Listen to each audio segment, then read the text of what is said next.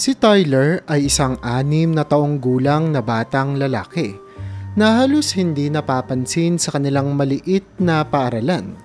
Sa tuwing papasok siya sa eskwela, suot niya ang kanyang lumang uniforme na ilang ulit ng tinahi ng kanyang ama, si Mang Tino, upang manatili itong maayos. Ang kanyang sapatos ay may manipis na swelas at may kaunting butas na tinatakpan ng plastik kapag umuulan. Tahimik lang siya sa klase. Hindi sumasabay sa ingay ng iba niyang kaklase. Kilala siya ng lahat bilang isang batang mahirap.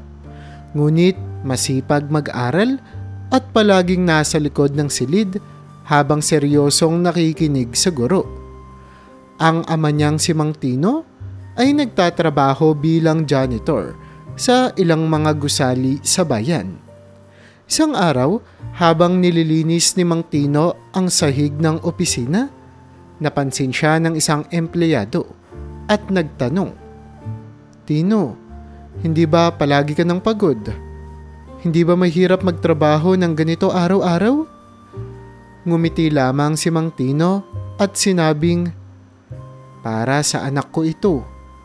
Gusto kong bigyan si Tyler ng mas magandang buhay kaysa sa naranasan ko."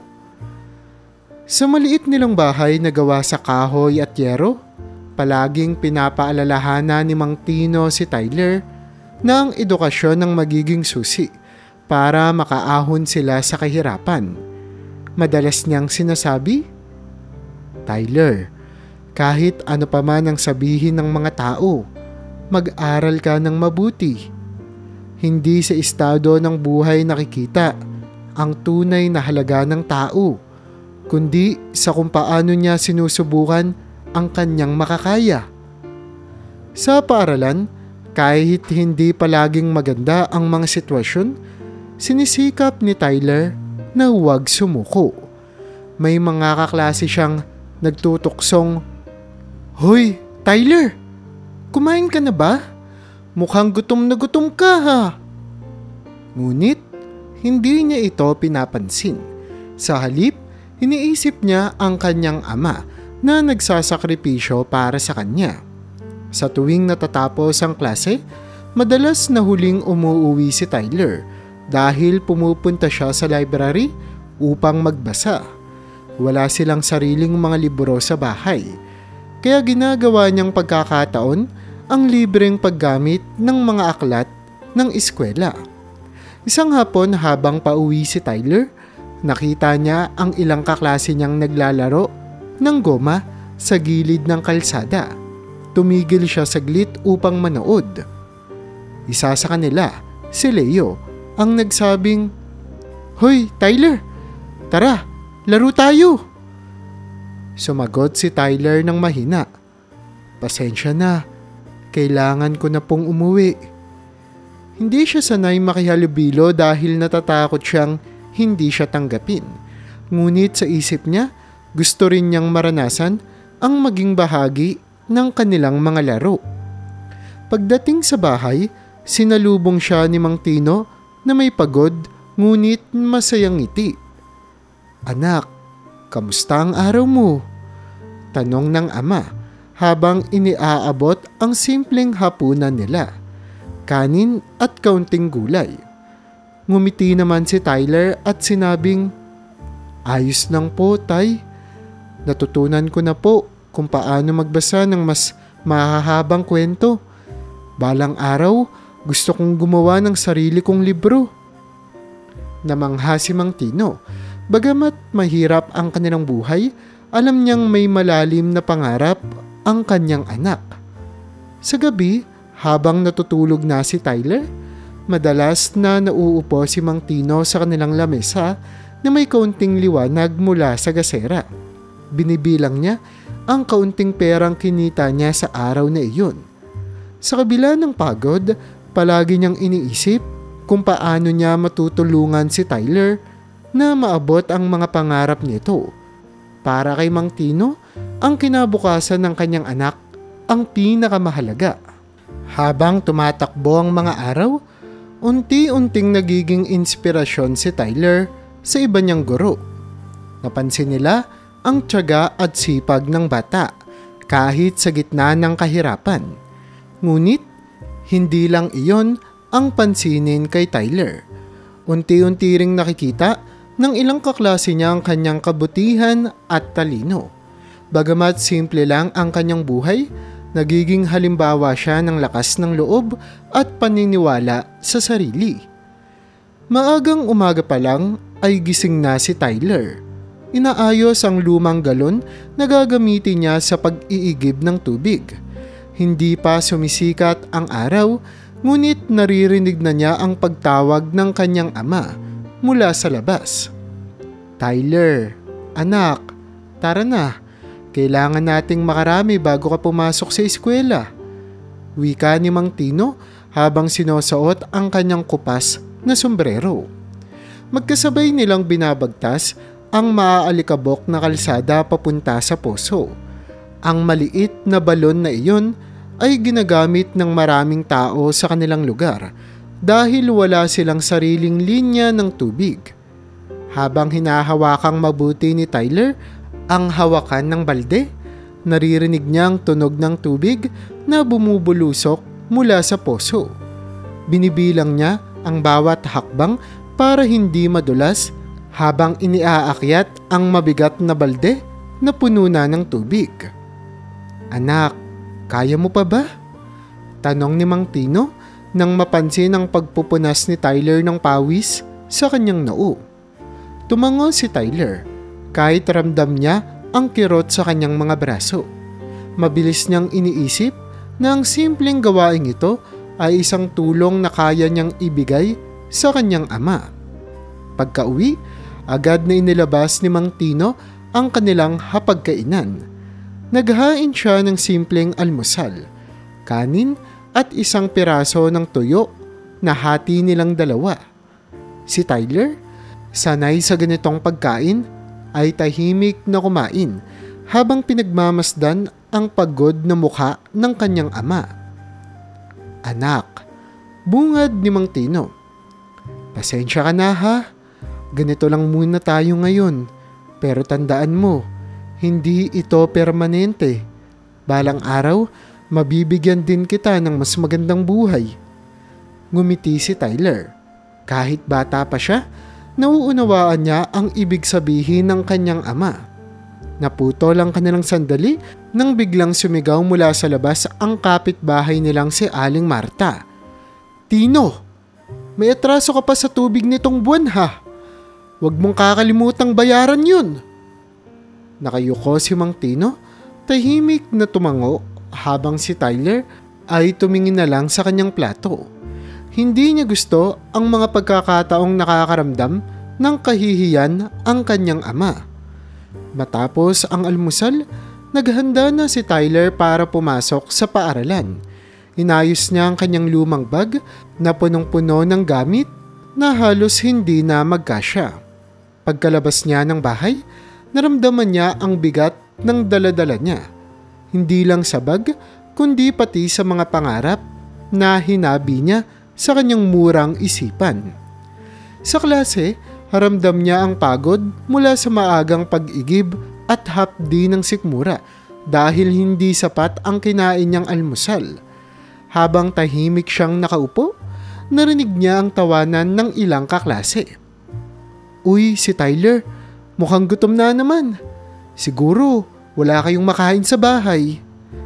Bulong ng isa sa kanila, habang ang iba ay sumabay sa pagtawa.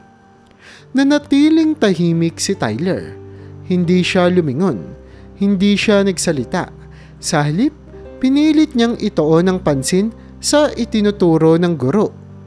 Kahit mahirap pigilan ang kirot ng salitang tumatama sa kanya, alam niyang may mas malaki siyang dahilan para magpatuloy, ang mga sakripisyo ng kanyang ama. Ang pangako nitong mabibigyan siya ng mas magandang kinabukasan. Sa kabila ng lahat, ito ang nagiging lakas niya upang manatiling matatag. Isang hapon, matapos ang klase, Naglakad si Tyler pauwi mula sa paaralan. Tulad ng dati, tahimik siyang naglalakad sa gilid ng kalsada. Iniingatan ang kanyang lumang sapatos na may manipis na swelas. Napansin niyang tila may kakaibang pakiramdam sa ilalim ng kanyang paa. Tumigil siya sandali at yumuko upang tignan ang sapatos. Napunit na ang isang bahagi ng swelas at lumilitaw na ang mga daliri ng kanyang paa. Napabuntong hininga si Tyler. Hindi niya alam kung paano ito aayusin. Naisip niyang tanggalin na lang ang sapatos at maglalakad na lang ng nakapaa. Ngunit natakot siyang makita iyon ng ibang tao. Kailangan kong maayos ito bago pa makita ni Leo. Bulong niya sa sarili habang mabilis na pumulot ng isang maliit na piraso ng kahoy mula sa tabi ng daan. Ginamit niya ito upang pansamantalang idikit ang swela sa natitirang bahagi ng sapatos. Habang tinatapos ang kanyang pagkukumpuni, may narinig siyang pagtatawanan mula sa likod. Si Leo at ang dalawa pa niyang kaklase ay papalapit. Tangan ang mga bago at makikinis na sapatos na binili ng kanilang mga magulang kamakailan lamang. Agad nilang napansin ang ginagawa ni Tyler. Hoy Tyler! Ano ba yan? Mukhang sapatos ng dinosaur. Baka naman minana mo pa sa lolo mo yan ha? Sigaw ni Leo habang nagtatawanan ang iba. Sinubukan ni Tyler na huwag magpakita ng emosyon. Tumayo siya, sinuot ang kanyang sirang sapatos at naglakad palayo nang hindi lumilingon. Tyler, huwag ka namang tumakbo. Hindi ka naman namin aagawan ng sapatos. Pahabol ni Leo, sabay halakhak. Ramdam ni Tyler ang mainit na tingin ng mga kaklase sa kanyang likuran. Ngunit nagpatuloy lang siya sa paglalakad. Pilit niyang pinipigilan ang luhang gustong tumulo mula sa kanyang mga mata. Ayaw niyang makita ng iba na nasasaktan siya. Pagdating niya sa kanilang bahay, agad siyang sinalubong ng kanyang ama na kakarating lang din mula sa trabaho. Napansin ni Mang Tino ang lungkot sa mukha ng anak. Anak, anong nangyari sa sapatos mo? Tanong nito habang tinitignan ang sirang swelas. Wala po, Tay. Sagot ni Tyler nang mahina. Napunit lang po sa kalsada. Alam niyang hindi sila makakabili ng bagong sapatos, kaya hindi na niya sinabi ang nangyari sa daan. Hinaplos ni Mang Tino ang balikat ng anak at sinabing, Pasensya ka na anak. Kapag nakaipon tayo ng kaunti, bibilihan kita ng bago. Tumango si Tyler, ngunit sa loob-loob niya, alam niyang matagal pa iyon mangyayari. Kinagabihan, habang natutulog si Tyler, tahimik na nakaupo si Mang Tino sa tabi ng kanyang sapatos. Gamit ang lumang pandikit na natira sa kanilang bahay, sinubukan niyang ayusin ang swelas upang magamit pa ito ng anak. Hindi niya gustong makita si Tyler na muling nahihirapan. Ngunit sa ngayon, ito lang ang kaya nilang gawin. Kinabukasan, suot ni Tyler ang inayos na sapatos. Hindi ito perpekto, ngunit sapat na upang makapaglakad siya papuntang paaralan. Sa kabila ng kahirapan, nagdesisyon siyang harapin ang araw ng may lakas ng loob. Alam niyang ang bawat hakbang na ginagawa niya, gaano man kahirap ay isang hakbang patungo sa mas maliwanag na kinabukasan. Isang hapon, habang pauwi si Tyler mula sa paaralan, biglang bumagsak ang malakas na ulan. Wala siyang dalang payong o kapote dahil alam niyang wala namang extra na pambili nito ang kanyang ama. Ang tanging nagawa niya ay gamitin ang kanyang bag para takpan ang kanyang ulo. Habang tumatakbo pa uwi sa kanilang bahay, ngunit kahit anong gawin niya, tuluyan nang nabasa ang kanyang bag at ang laman nito. kabilang ang kanyang notebook at mga libro. Pagdating niya sa bahay, basa mula ulo hanggang paa, agad siyang sinalubong ng kanyang ama. "Anak, basang-basa ka. Halika't magpalit ka muna ng damit," sabi ni Mang Tino habang inaabot ang tuwalya kay Tyler. Habang nagpapalit, kinuha ni Mang Tino ang basang bag at nilabas ang mga gamit nito. Agad niyang napansin ang basang mga notebook ni Tyler. "Tyler, ang mga notebook mo, nabasa lahat. Paano ka mag-aaral nito?" tanong ni Mang Tino na halatang nag-aalala. Tumango lamang si Tyler, pilit na ngumiti kahit nararamdaman niya ang bigat ng sitwasyon. Sinabi niyang, "Ayos lang po, Tay. Papatuyuin ko na lang po mamaya. Magagamit ko pa naman po yan siguro." Kinagabihan, habang pinapainitan ng gasera ang mga basang papel, napansin ni Mang Tino na maraming pahina ng notebook ang nabura na ang tinta. Tahimik lamang niyang sinabi sa sarili, "Sana may magagawa kong paraan para sa anak ko." Kinabukasan, bitbit ni Tyler ang kanyang tuyong ngunit sira-sirang notebook sa klase. Sa gitna ng talakayan, tinawag ng guro si Tyler upang ipasa ang kanyang assignment. Agad na napansin ng guro ang gusot at basang papel. "Tyler, anong nangyari sa notebook mo? Hindi ka ba marunong mag-ingat?" tanong nito na ikinagulat ng buong klase. Bago pa man makapagsalita si Tyler, narinig niya ang isang kaklase na bumulong, ngunit sapat para marinig ng marami. "Siguro, natutulog na lang yan sa ulan, kaya ganyan ang notebook niya." Tawanan ang sumunod at pakiramdam ni Tyler ay bumigat ang paligid.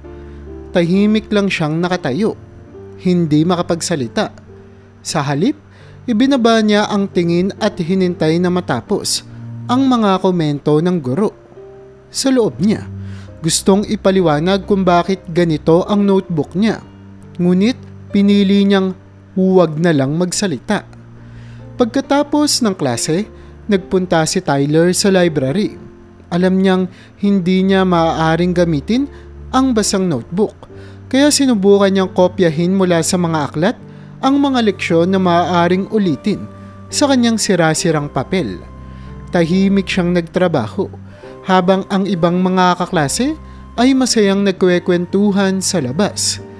Pag-uwi niya ng bahay, naabutan niya si Mang Tino na naguhugas ng pinggan. Agad itong lumapit sa kanya. Bitbit ang isang maliit na notebook na halatang napulot lang mula sa opisina. "Anak, ito muna ang gamitin mo habang wala pa tayong pambili ng bago," sabi ni Mang Tino. Iniabot ang mumarahing papel. "Salamat po, Tay," mahinang sagot ni Tyler. Bagamat mahirap ang kanilang sitwasyon, ramdam ni Tyler ang pagmamahal ng kanyang ama. Alam niyang sa kabila ng kahirapan, handang magsakripisyo si Mang Tino para sa kanya. Sa eskwela, araw ng pangkatang gawain. Ang guro ni Tyler ay nagpahayag ng isang proyekto na kailangang ipresenta sa harap ng klase. Agad na nagbuo ng mga grupo ang mga kaklase niya. At tulad ng dati, si Tyler ang huling napasama sa isang pangkat. Walang pumili sa kanya ng kusa. Parang obligado lang ang grupo na tanggapin siya. Habang nagtatalakay ang kanilang guro, tahimik lang si Tyler. Nakikinig at sumusulat ng mga idea sa kanyang mumarahing notepad.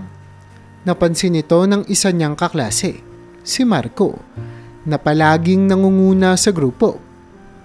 "Tyler, hindi mo ba kayang magsalita?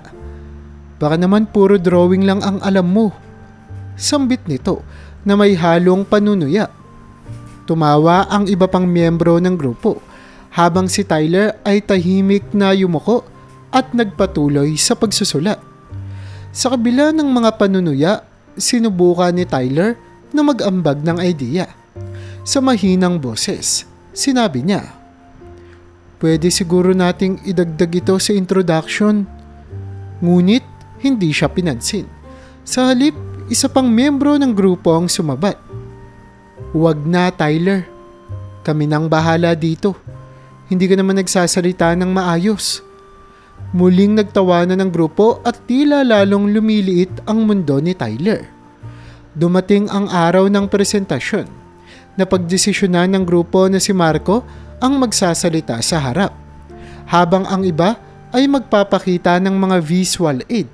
Si Tyler, tulad ng inaasahan, ay tinagubilinan lamang na hawakan ng Manila paper at huwag nang magsalita. Ayos na yan, Tyler. Baka magulo pa kung ikaw ang magsasalita, sabi ni Marco na may halong bahid ng pang-aasar. Habang nasa harapan ng grupo, tahimik lang si Tyler na nakatayo sa gilid. Hawak ang Manila paper na ginuhitan niya ng diagram. Sinubukan niyang ngumiti habang nagtatalumpati si Marco. Ngunit sa loob-loob niya, naramdaman niya ang bigat ng panunokso at pangmamaliit sa kanya. Pagkatapos ng presentasyon, muling bumalik si Tyler sa kanyang upuan. Sa kanyang isipan, paulit-ulit niyang iniisip kung bakit hindi siya kayang pakinggan ng iba. Alam niyang may mga idea rin siyang maibabahagi, ngunit tila walang may gustong magbigay ng pagkakataon sa kanya. Pag-uwi niya ng bahay, napansin ni Mang Tino ang lungkot sa mukha ng anak. Anak, anong nangyari? Tanong nito habang nilalapag ang kanyang mga gamit. Hindi agad sumagot si Tyler. Ngunit makalipas ang ilang saglit ay tumingin siya sa kanyang ama at bumulong. Tay, parang hindi po nila ako gustong pakinggan. Lumapit si Mang Tino at mahigpit na niyakap ang anak. Tyler, hindi sukatan ng kakayahan mo ang sinasabi ng iba. Ang mahalaga, alam mo kung ano ang kaya mong gawin. Darating ang araw na makikita rin nila iyon. Kahit hindi pa rin maalis ang bigat sa kanyang dibdib, niisip ni Tyler ang mga salitang iyon. Sa kabila ng lahat, nanatili ang determinasyon niya na patuloy na mag-aral at patunayan ang kanyang sarili, kahit sa sarili niya lang muna. Sa isang gabi, habang nakaupo si Tyler sa maliit nilang lamesa, pinipilit niyang tapusin ang kanyang takdang aralin. Ang tanging ilaw sa kanilang bahay ay isang gasera na mahina ang liwanag. Naputulan sila ng kuryente, ilang linggo na ang nakalilipas at wala pang sapat na pera si Mang Tino upang maipakabit ulit ito. Kaya tuwing gabi, nagtitiis si Tyler sa dilim at sa liwanag ng gasera na halos hindi sapat upang makita ang mga letra sa kanyang notebook. Habang sinusubukang magsulat, napansin ni Tyler na masakit na ang kanyang mga mata sa sobrang pag-focus niya sa kanyang binabasa at sinusulat. Minsan pa, natutumba ang gasera dahil sa hangin mula sa siwang ng kanilang bintana. Pinilit niyang hawakan ng maigi ang papel upang hindi ito tangayin ng hangin. Tyler, magpahinga ka na muna. Bukas mo na ituloy yan, sabi ni Mang Tino na kalalapag lang ng plato matapos maghugas ng pinggan. Ramdam ni Mang Tino ang hirap ng anak, ngunit alam niyang hindi ito susuko. Konti na lang po, Tay, sagot ni Tyler. Pilit nang umingiti. Ayaw niyang ipakita sa ama na nahihirapan siya dahil alam niyang pareho silang nagsasakripisyo. Sa kabila ng tiyaga ni Tyler, hindi niya naiwasang mabagot. Ilang beses siyang nagkamali sa pagsusulat dahil hindi niya maaninag ng maayos ang linya ng notebook. Napunit pa ang isang pahina nang hindi niya sinasadyang madiin ang lapis. Halos umiyak na si Tyler sa inis, ngunit pinigil niya ang kanyang emosyon. Nakita ito ni Mang Tino, kaya agad itong lumapit at hinaplos ang ulo ng anak. Anak, pasensya ka na at ganito ang sitwasyon natin. Pero tandaan mo, hindi sukatan ng talino ang dami ng ilaw sa paligid. Nasa puso mo ang liwanag na kailangan mo para magtagumpay. Tumango si Tyler kahit hirap na siya. Napalakas siya ng mga salita ng kanyang ama. Binalikan niya ang kanyang notebook at patuloy na nagsulat sa kabila ng dilim at pagod. Kinabukasan, dinala niya ang kanyang takdang aralin sa paaralan. Bagamat hindi kasing ayos ng mga gawa ng kanyang mga kaklase, pinasa niya ito ng may pag-asa. Sa klase, may ilang kaklase ang nakapansin sa gusot na papel at hindi pantay-pantay na linya ng sulat. Narinig niya si Leo na bumulong. "Tignan niyo yung gawa ni Tyler. Parang sinulat sa dilim." Nagtawanan ang iba. Ngunit nanatili lang natahimik si Tyler. Sa halip na magalit o maiyak, iniisip niya ang sinabi ng kanyang ama na ang tunay na liwanag ay nasa kanyang puso, hindi sa paligid.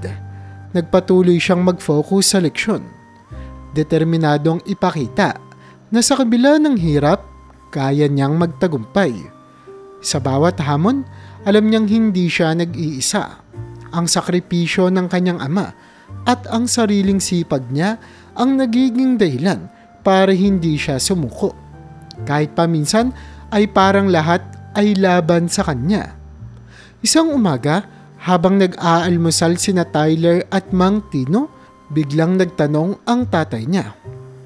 "Tyler, gusto mo bang sumama sa akin sa trabaho ngayon? Baka magustuhan mong makita kung saan ako nagtatrabaho." Bagamat nagtataka, agad na tumango si Tyler. Sa murang edad, sabik siyang malaman kung paano nagtatrabaho ang tatay niyang isang janitor. Pagdating nila ay bumungad kay Tyler ang isang malaking mansyon. Namangha si Tyler. Malaki ang bahay at bawat sulok ay tila kumikislap sa karangyaan. Ang mga dingding ay puting mga marmol. May malalaking chandelier sa kisame at ang malawak na hardin ay puno ng mga makukulay na bulaklak. Parang ibang mundo ito para kay Tyler, na sanay lamang sa maliit at simpleng tahanan nila. "Tyler, mag-ingat ka lang dito ha," paalala ni Mang Tino. "Huwag kang gagalaw ng kahit ano. Magandang tao ang amo ko, pero ayokong magkaroon tayo ng problema." Tumango si Tyler. Halos hindi maialis ang kanyang tingin sa paligid. Habang naglilinis si Mang Tino, napansin ni Tyler ang dalawang batang naglalaro sa malawak na sala. Ang isa ay isang lalaki na halos kasing edad niya, ngunit mas matangkad, at ang isa ay isang babae na mas matanda ng kaunti. Napatingin sa kanya ang dalawa. Lumapit ang batang lalaki at tinignan si Tyler mula ulo hanggang paa. "Sino ka? At bakit ka nandito?" tanong ng lalaki na may malamig na boses. "Siya ang anak ko, Steven," sagot ni Mang Tino habang naglalampaso ng sahig. "Dinala ko siya para makita ang trabaho ko."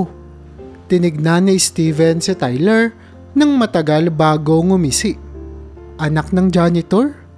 Bulong nito sa sarili, pero dinig iyon ni Tyler. "Bakit mo siya dinala dito? Wala naman siyang lugar dito." Namula si Tyler, hindi alam kung paano sasagot. Narinig ni Mang Tino ang sinabi ni Steven at mabilis siyang sumingit. "Pasensya na, Steven. Hindi naman siya manggugulo. Magiging maayos siya dito." Pero halata sa mukha ng ama ang pagkahiya. Bigla namang sumingit ang batang babae, si Eliza. "Steven, huwag kang ganyan," sabi niya sa kapatid habang lumapit kay Tyler. Ngumiti siya at nagpakilala. "Hi, ako si Eliza. Ikaw ang anak ni Mang Tino, tama? Anong pangalan mo?" "Tyler po." Mahina, ngunit magalang na sagot ni Tyler. Halos hindi makatingin kay Eliza dahil sa hiya. Ngumiti si Eliza at hinawakan ng kamay ni Tyler. "Huwag kang makinig kay Steven. Gusto mo bang makita ang aming hardin? Maganda doon." Bago pa makasagot si Tyler, muling nagsalita si Steven. "Huwag na. Baka madumihan pa ang mga halaman natin." Tumawa si Steven. Ngunit sa pagkakataong ito, seryosong tinignan siya ni Eliza. "Steven, tama na. Bakit ba palagi kang ganyan?" Tanong ni Eliza. Halatang naiinis sa kapatid. Hindi na sumagot si Steven at tumalikod. Patuloy na naglalaro ng sarili niyang laruan. Samantala, inalalaya ni Eliza si Tyler papunta sa hardin. Doon ay pinakita niya ang iba't ibang uri ng bulaklak, pati na rin ang maliliit na puno ng prutas. "Huwag mo nang pansinin si Steven," sabi ni Eliza. "Ganyan lang talaga siya minsan, pero hindi naman ibig sabihin na masama siyang tao." Habang magkasama sila, unti-unting naging komportable si Tyler kay Eliza. Para kay Tyler, tila si Eliza ang kauna-unahang tao sa mansyon na hindi tumingin sa kanya bilang anak ng isang janitor, kundi bilang isang kaibigan. Bagamat alam niyang mahirap ang makipagsabayan sa mundo ng mga taong tulad ni na Steven at Eliza, naramdaman niyang kahit papaano may isang tao roon na tunay na mabait sa kanya. Nang pauwi na sila, tinanong ni Tyler ang kanyang ama. "Tay, bakit po ganoon si Steven?"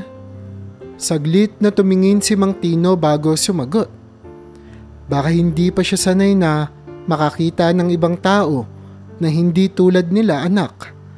Pero tandaan mo, ang importante ay kung paano ka makitungo sa ibang tao. Hayaan mo na ang ugali ng iba. Hindi mo naman na mababago yun." Tumango si Tyler, ngunit alam niyang ang karanasan na iyon ay hindi niya makakalimutan. Sa kabila ng init ng dugo ni Steven, naging espesyal sa kanya ang pagiging mabait ni Eliza. At ito ang nagsilbing dahilan para hindi siya mawalan ng tiwala sa mga bagong taong kanyang makikilala. Tuwing may pagkakataon si Mang Tino na dalhin si Tyler sa mansyon, laging ramdam ni Tyler ang halo-halong emosyon.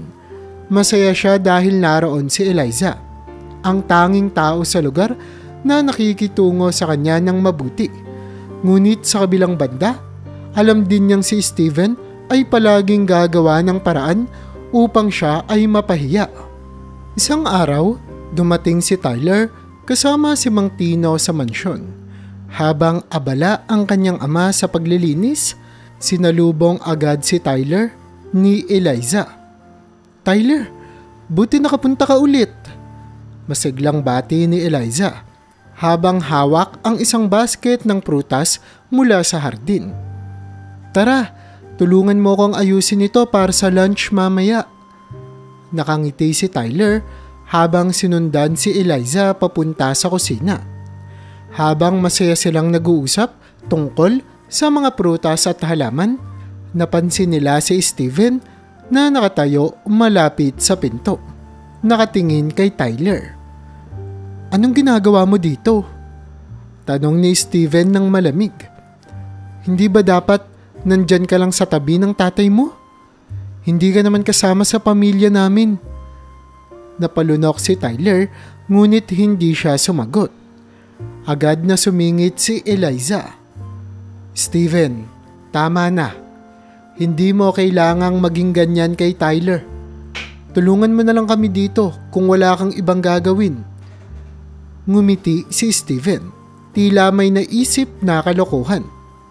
"Sige, tutulungan ko kayo," sabi nito. Ngunit may masamang balak sa isipan. Habang inaabot ni Tyler ang basket ng prutas sa mesa, sinadya ni Steven na sipain ang paa ng mesa. Dahilan para mabuwal ang ilang prutas sa sahig. Ano ba yan, Tyler? Hindi mo ba kayang hawakan ng maayos ang basket? Tanong ni Steven na may halong panunuya. Agad niyang nilingon si Eliza na halatang naiinis na. Steven, huwag kang ganyan. Ikaw ang may kasalanan, hindi si Tyler. Sabi ni Eliza habang tinutulungan si Tyler na pulutin ang mga nahulog na prutas. Kung wala kang magandang gagawin, umalis ka na lang. Bagamat naramdaman ni Tyler ang hiya at pagkabigo, ngumiti siya kay Eliza bilang pasasalamat. Sa kabila ng panunukso ni Steven, nanatili siyang tahimik. Sa isip niya, hindi niya kailangang magpatalo sa init ng ulo ni Steven.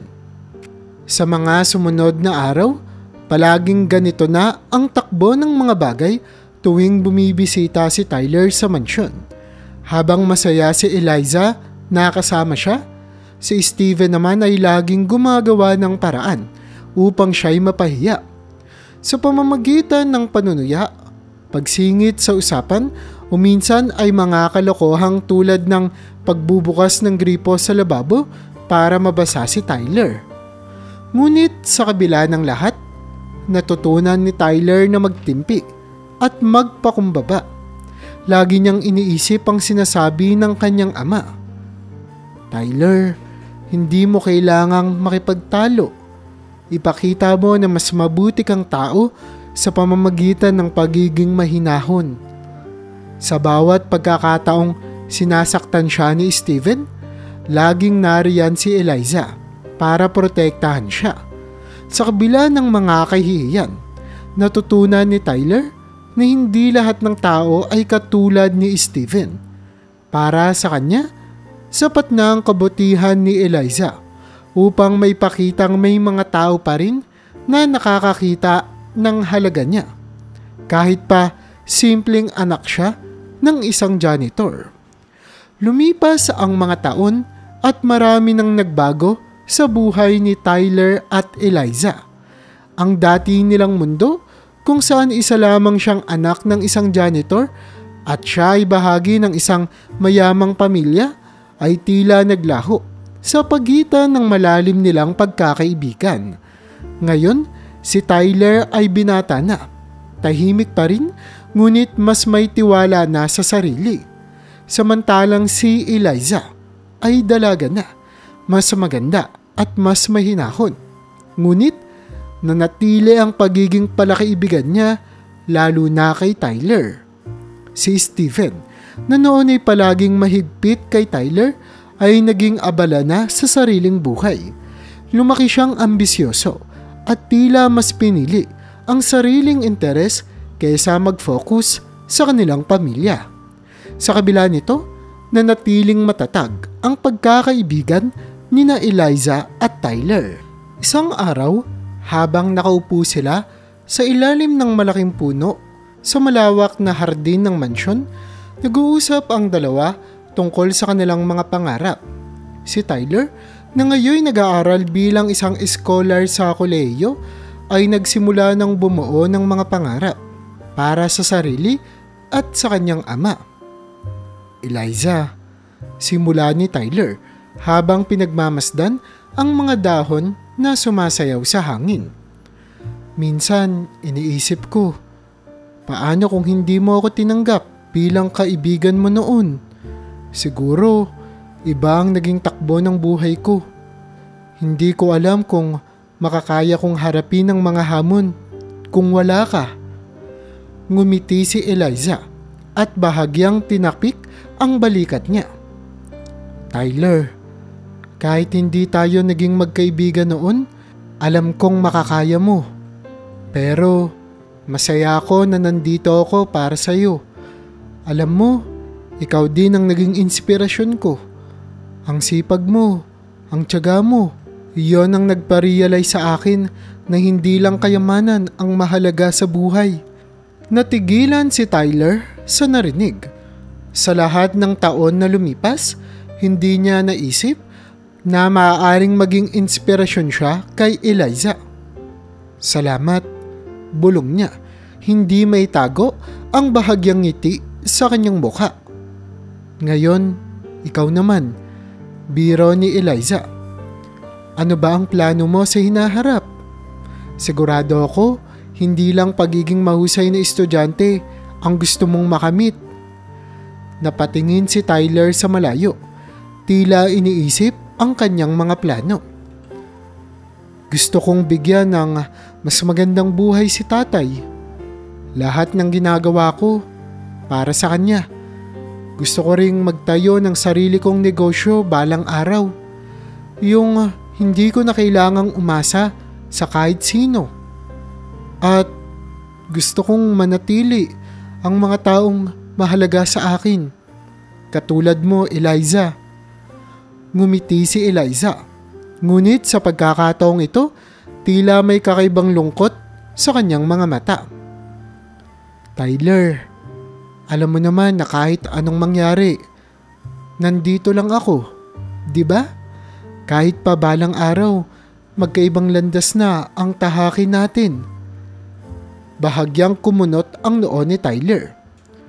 Bakit mo naman nasabi yan? Hindi ko nakikitang mawawala ka sa buhay ko. Ngumiti ulit si Eliza. Ngunit hindi na nagsalita pa tungkol doon. Sa halip, binago niya ang usapan. Alam mo, Tyler, balang araw, magiging matagumpay ka. Sigurado ako. At kapag nangyari iyon, hindi ka na magiging anak lang ng isang janitor. Makikilala ka balang araw bilang ikaw mismo, si Tyler. Habang nagpapatuloy ang kanilang kwentuhan, ramdam ni Tyler ang lalim ng kanilang koneksyon. Hindi lamang sila basta magkaibigan.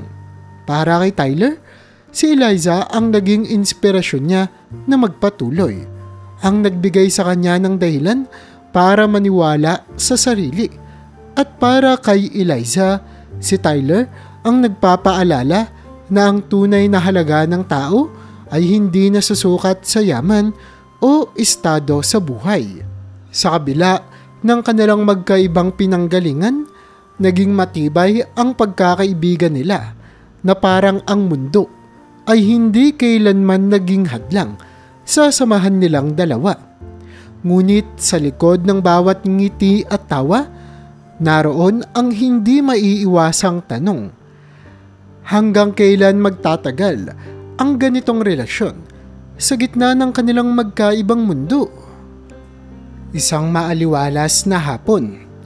Nang magtipon-tipon ang maraming mga tao sa mansyon para sa engrandeng selebrasyon ng kaarawan ni Steven. Ang hardin ay puno ng mga makukulay na dekorasyon, magagarang ilaw at masasarap na pagkain na inihanda para sa mga bisita. Ang mga kaibigan ni Steven ay nagtipon sa paligid, nagkakatawanan at nagbibiruan, habang ang pamilya at ilang empleyado ng mansyon ay abala sa pagsisigurong maayos ang lahat. Dumating sina Tyler at Mang Tino. Matapos imbitahan ni Eliza si Tyler na sumama. Bagamat nahihiya, pumayag si Tyler dahil alam niyang gusto ni Eliza na naroon siya. Nang makarating sila, agad silang sinalubong ni Eliza na nakangiti. Tyler, buti nakarating ka. Halika, samahan mo ako. Sabi nito habang hinila si Tyler papasok sa mansyon. Habang nagkakasayahan ng lahat, napansin ni Steven ang pagdating ni Tyler. Ang dati niyang inis kay Tyler ay tila bumalik, lalo na't kitang-kita niya kung paanong naging malapit si Eliza kay Tyler. Sa gitna ng mga tawanan at kantsawan ng mga bisita, biglang tumayo si Steven sa gitna ng entablado at hinawakan ang mikropono. Excuse me, everyone. May naisip ako magandang gawin ngayong gabi para mas sumaya pa itong party. Sabi ni Steven na may tusong ngiti. Meron tayong espesyal na bisita rito na gusto kong ipakilala sa lahat. Tyler, halika dito. Nagulat si Tyler. Napatingin siya kay Eliza na tila nag-aalala sa binabalak ni Steven. Ngunit bago pa siya makatanggi, naramdaman niyang nakatingin na ang lahat sa kanya. Walang nagawa si Tyler kundi sumunod, habang tahimik na naglalakad papunta sa entablado. Habang nasa harapan si Tyler, ngumiti si Steven nang may halong pangungutya. Dahil special ka, gusto ka naming marinig kumanta. Dito sa birthday ko, gusto kong ipakita mo sa amin ang talento mo. Sige, huwag kang mahiya. Nagkatinginan ng mga bisita at narinig ang ilang bulungan at mahihinang tawa. Halata sa lahat na gusto lang siyang ipahiya ni Steven. Napatingin si Tyler kay Eliza na tahimik namang tumango at ngumiti sa kanya na para bang sinasabing, kaya mo yan. Huminga ng malalim si Tyler. Bagamat ramdam niya ang kaba, pinilit niyang kalmahin ang sarili. Hinawakan niya ang mikropono at nagsimulang kumanta. Sa una, tahimik ang paligid. Ngunit habang tumatagal, unti-unting napuno ng melodiyang puno ng emosyon at ganda ang buong lugar. Ang boses ni Tyler ay malambing, puno ng damdamin at nakabibighani. Ang mga bisita na noong unay nakangiti at nagbubulungan ay biglang natahimik. Maging si Steven, na kanina'y puno ng yabang, ay napatigil sa kanyang kinauupuan. Halatang nagulat. Habang tumatagal, ang mga bisita ay nagsimulang pumalakpak. At nang matapos si Tyler at naghihiyawan ang lahat. Grabe, Tyler, ang ganda ng boses mo, sabi ng isa sa mga kaibigan ni Steven. Hindi ko inakala na may ganito kang talento. Lumapit si Eliza kay Tyler, nakangiti at may halong pagmamalaki. Sabi ko na, Tyler, kaya mo yan. Ang galing mo. Habang nagpapalakpakan ng lahat, hindi malaman ni Steven ang gagawin. Hindi niya inakala na ang plano niyang ipahiya si Tyler ay magiging dahilan para lalong humanga ang mga tao sa kanya. Tila mas lalong napahiya si Steven sa sarili niyang plano.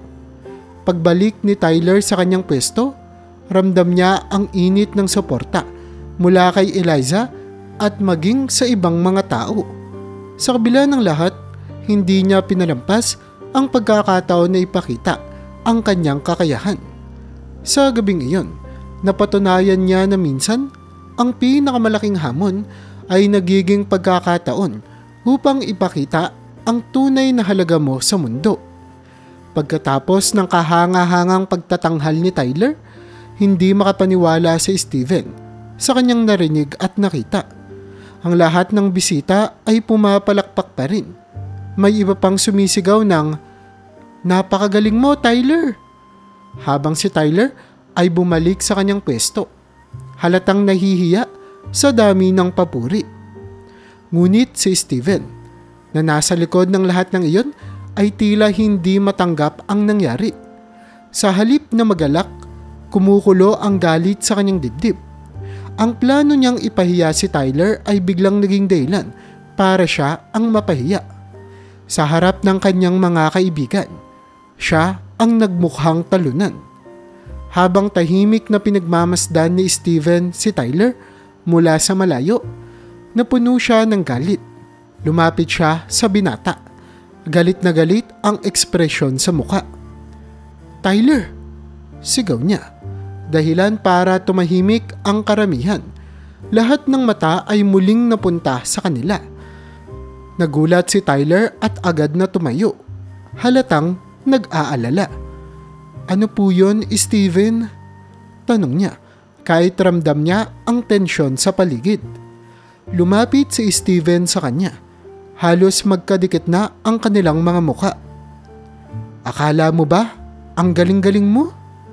Akala mo ba dahil marunong kang kumanta, magbabago na ang lahat?" Tandaan mo, anak ka pa rin ng isang hamak na janitor. Wala kang lugar dito. Galit na sigaw ni Steven. Napansin ng mga magulang ni na Steven at Eliza ang kaguluhan.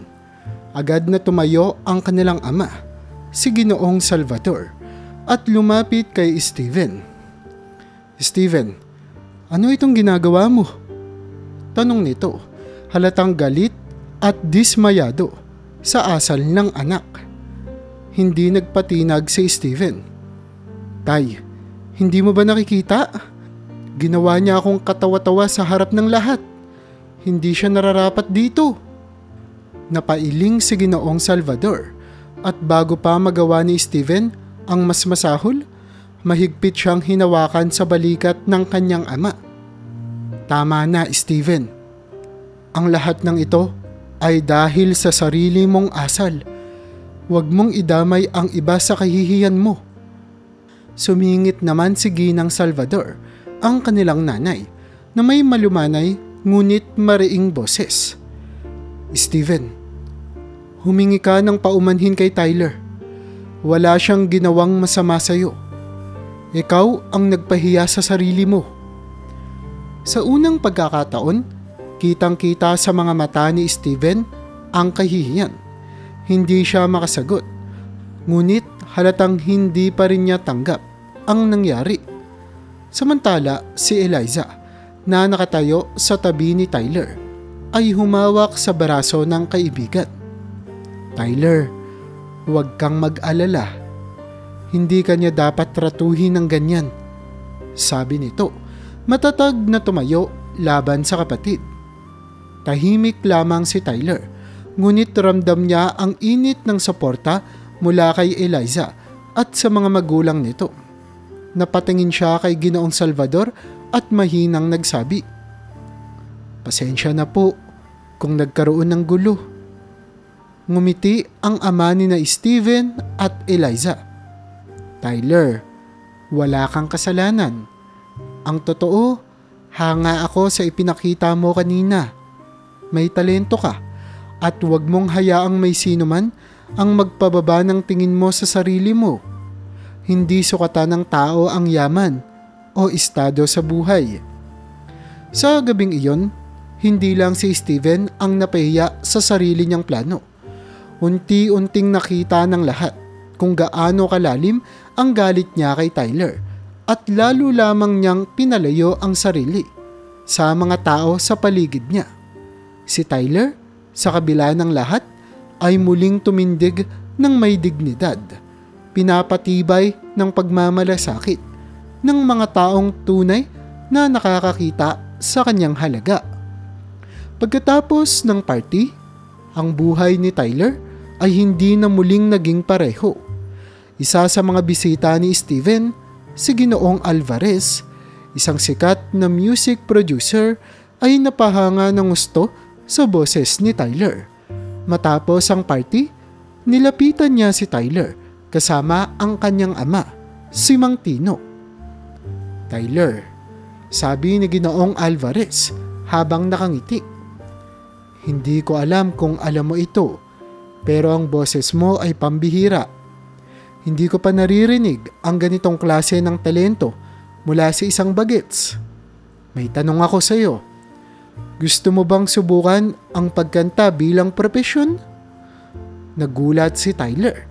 Hindi niya inaasahan ang ganitong alok. Tumingin siya kay Mang Tino na halata ang halong gulat at saya sa muka. Tay, ano po sa tingin niyo? Tanong niya. Hinawakan ni Mang Tino ang balikat ni Tyler at tumango. Anak, kung ito ang gusto mo, susuportahan kita. Matagal ko nang alam na may talento ka at ngayon, mukhang pagkakataon mo na ito. Kinabukasan, sinimulan ni Tyler ang pag-uusap kay Ginoong Alvarez. Dinala siya nito sa isang recording studio kung saan tinulungan siyang mag-record ng kanyang unang kanta. Hindi nagtagal, ang kanyang awitin ay lumaganap sa social media at radyo. Ang mga tao ay agad na nahulog sa kanyang boses na puno ng emosyon at pagiging totoo. Naging viral ang kanyang kwento. Ang isang batang mahirap na anak ng janitor na minsang pinahiya ngunit ngayon ay nagtatagumpay dahil sa kanyang talento. Mabilis ang pag-akyat ni Tyler sa mundo ng musika. Nagkaroon siya ng maraming alok para sa concert, guestings at endorsements. Sa bawat entablado na tinutungtungan niya, palaging kasama sa kanyang mga salaysay ang kanyang ama at ang mga sakripisyong ginawa nito para sa kanya. Dahil sa kanyang tagumpay, unti-unting nagbago ang buhay nila. Ang dating maliit na bahay nila ay napalitan ng mas maayos at komportableng tahanan. Si Mang Tino, na dating janitor, ay nagpahinga na sa trabaho at naglaan ng oras para suportahan ang karera ni Tyler. Ngunit sa kabila ng tagumpay, nanatiling mapagkumbaba si Tyler. Palaging nagpapasalamat sa mga tao at sa Diyos sa bawat biyayang natatanggap niya. Habang tumataas ang tagumpay ni Tyler, si Steven ay nanatiling tahimik sa gilid. Hindi niya inaasahan na ang taong gusto niyang ipahiya ang siya ngayong iniidolo ng lahat. Minsan, sa kanyang pag-iisa, naisip niya ang galit at inggit na kinimkim niya laban kay Tyler. Napagtanto niya na ang lahat ng iyon ay bunga ng kanyang pagiging mainggitin. Isang araw, sa isang event kung saan si Tyler ang pangunahing performer, dumalo si Steven kasama si Eliza. Matapos ang pagtatanghal, lumapit si Steven kay Tyler. Hindi niya alam kung paano magsisimula. Ngunit sa wakas ay sinabi niya, "Tyler, pasensya na sa lahat ng ginawa ko noon. Hindi ko naiintindihan kung bakit. Pero ngayon, alam ko na mali ako. Sobrang galing mo at deserve mo lahat ng tagumpay mo." Ngumiti si Tyler, halatang nagulat sa sinabi ni Steven. "Salamat, Steven. Mahirap ang nangyari noon, pero natutunan kong patawarin ka. Sana, simula ngayon, mas maging maayos ang lahat." Habang lumilipas ang mga taon, naging mas malalim din naman ang relasyon ni na Tyler at Eliza. Sa kabila ng tagumpay ni Tyler bilang isang sikat na mang-aawit, hindi niya nakalimutan si Eliza, ang taong laging nandyan para sa kanya mula pa noong sila'y mga bata. Si Eliza, sa kabila ng marangyang pamumuhay, ay laging pinipiling maging bahagi ng simpleng mundo ni Tyler. Unti-unting nagbago ang kanilang pagkakaibigan. Sa bawat tawanan, suporta at oras na magkasama sila, unti-unting nabuo ang isang espesyal na damdamin na hindi na nila kayang itanggi pa. Isang gabi, matapos ang matagumpay na concert ni Tyler, nag-usap sila sa isang tahimik na lugar sa likod ng entablado. "Eliza," bungad ni Tyler habang nakatingin sa mga bituin. "Alam kong napakarami kong narating dahil sa iyo. Kung hindi mo ako tinanggap bilang kaibigan noon, siguro wala ako rito ngayon." Ngumiti si Eliza at marahang hinawakan ang kamay ni Tyler. "Tyler, alam mo bang ikaw rin ang nagbigay sa akin ng lakas ng loob? Hindi ako magiging ganito kung hindi mo ako tinuruan kung paano magpahalaga sa mga simpleng bagay. Ikaw ang dahilan kung bakit nakita ko ang totoong kahulugan ng buhay." Napatingin si Tyler kay Eliza at sa gabing iyon, sa ilalim ng malamlam na liwanag ng buwan, nagkaroon sila ng kanilang unang halik. Simula noon, opisyal nang naging magkasintahan sina Tyler at Eliza. Habang tumatagal ang kanilang relasyon, naging matatag ito sa kabila ng mga pagsubok. Maraming mga tao ang nagtangkang humadlang. May ilan na nagsabing hindi sila bagay dahil magkaiba ang kanilang pinanggalingan. Ngunit hindi nagpatinag ang dalawa. Lagi nilang sinasabi sa isa't isa, "Hindi mahalaga kung ano ang sinasabi ng iba. Ang mahalaga, tayo ang magkasama." Isang araw, habang naglalakad sila sa hardin ng mansyon, ang lugar kung saan nagsimula ang lahat, lumuhod si Tyler at inilabas ang isang maliit na kahon. Halata ang kaba sa kanyang muka, ngunit hindi niya mapigilan ang kanyang ngiti. "Eliza," sabi ni Tyler, "ikaw ang dahilan kung bakit nanatili akong matatag sa kabila ng lahat. Ikaw ang inspirasyon ko, ang kaibigan ko, at ngayon gusto kong ikaw rin ang maging kasama ko habang buhay. Will you marry me?" Hindi na napigilan ni Eliza ang luha sa kanyang mga mata. Tumango siya habang sinasabi ang, "Oo, Tyler. Oo, papakasalan kita." Ang kanilang kasal ay naging isang simpleng seremonya sa hardin ng mansyon, kung saan sila unang nagkakilala. Dumalo ang kanilang mga pamilya, mga kaibigan, at maging ang mga taong natulungan ni Tyler dahil sa kanyang tagumpay. Naging emosyonal si Mang Tino habang pinapanood ang anak niya sa altar. Hindi makapaniwala na ang dating batang tahimik at mahiyain ay ngayon ay isang sikat na mang-aawit at masayang ikinakasal sa babaeng mahal niya. Sa huli, pinatunayan ni na Tyler at Eliza na hindi hadlang ang magkaibang estado sa buhay upang makahanap ng tunay na pag-ibig. Sa harap ng lahat, nagsumpaan silang magmamahalan, magtutulungan at magsasama habang buhay. At mula noon, nagsimula ang kanilang bagong kwento.